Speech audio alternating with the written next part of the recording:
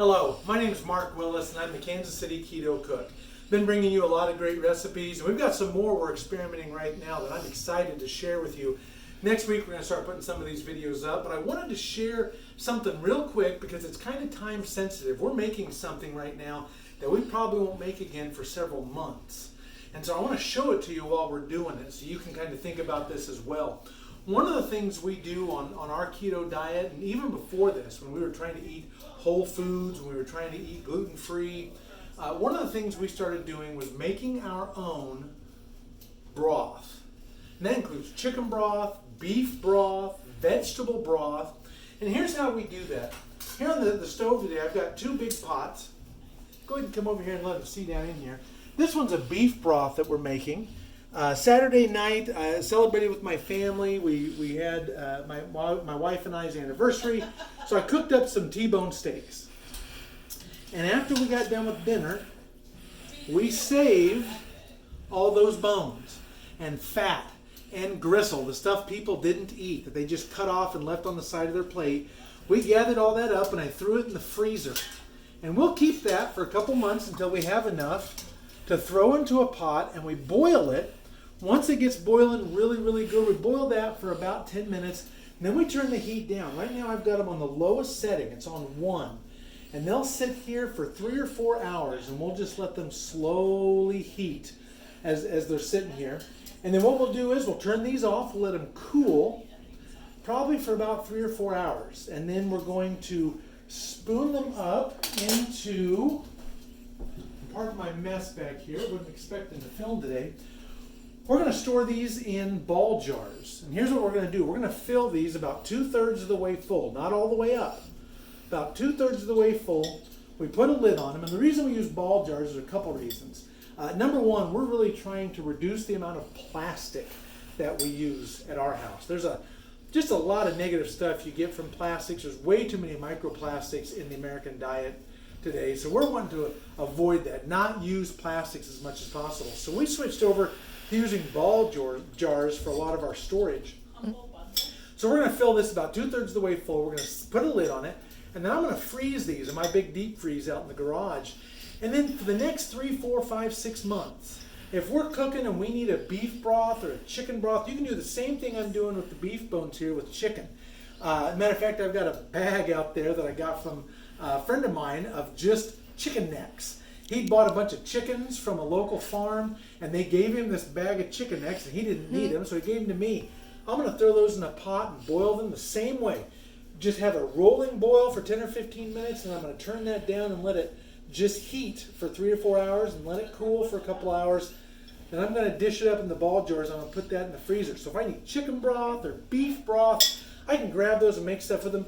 There's a recipe we're going to be sharing with you here in the next couple of weeks for a homemade keto ramen that is absolutely amazing. My daughter makes this, and it's an incredible dish. She uses both our beef and our chicken broths for those ramens when she makes them. Another thing that I want to show you is this pot here. This is our vegetable broth. And if you look down in here, you see there's all kinds of good vegetables. What we do is when we buy vegetables and we're cooking dinner or making something, we save all the scraps. So you can see that's the top of a red pepper, right? Here's some... the woody part of asparagus. That's the woody part of asparagus, according to my camera person. Here's some onion. Look at that. There's onion in there. We've got some cabbage in here. Lots of onions. We cook with a lot of onions and garlic in my house, so you're going to see a lot of onions down in here. But there's pieces of cabbage down in there. Pieces of bok choy that we've used recently. We take those, and after we're done cleaning what we need for our meals, we use silicone bags like this, and we just stuff them full of those leftover pieces and parts of vegetables, seal it, and throw it in the freezer.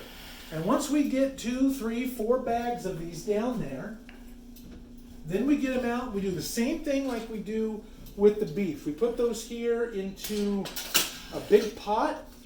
We add salt and pepper to both of them. Don't be afraid to season. You're going to need salt, especially if you're doing keto. If you're eating whole foods and you're not eating frozen, canned, processed, boxed foods, then your sodium content has gone down drastically. We're talking thousands of milligrams. So we add salt and pepper to this to give it a good flavor. And we're just going to let it sit here and warm all day long. Look at those good vegetables in there. And it's a great way to use up these scraps and these parts and these pieces.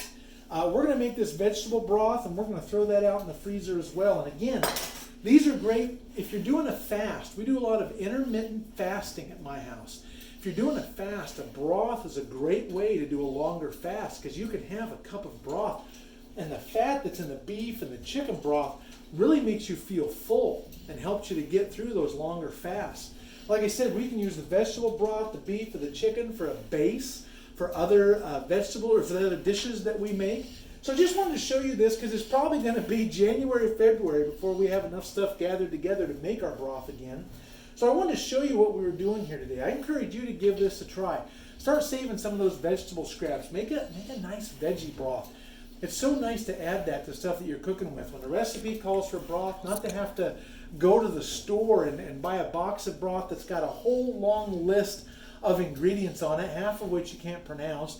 You've got to look and see if there's gluten in there. You'd be surprised how many broths and bone broths have gluten hiding in them. With this made at home, you know exactly what's in it. This beef that's gone in here is beef that I bought from a local farmer that I trust, that is good, clean food. We're putting those bones in there and we're getting every last bit of nutrient out of them.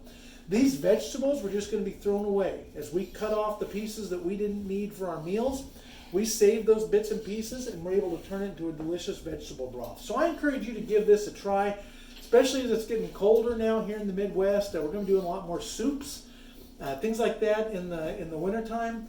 Broths are a great thing to have. So I hope you'll check this out. Check out some of our other videos that are listed down below on our YouTube page and see some of the other recipes we've been making.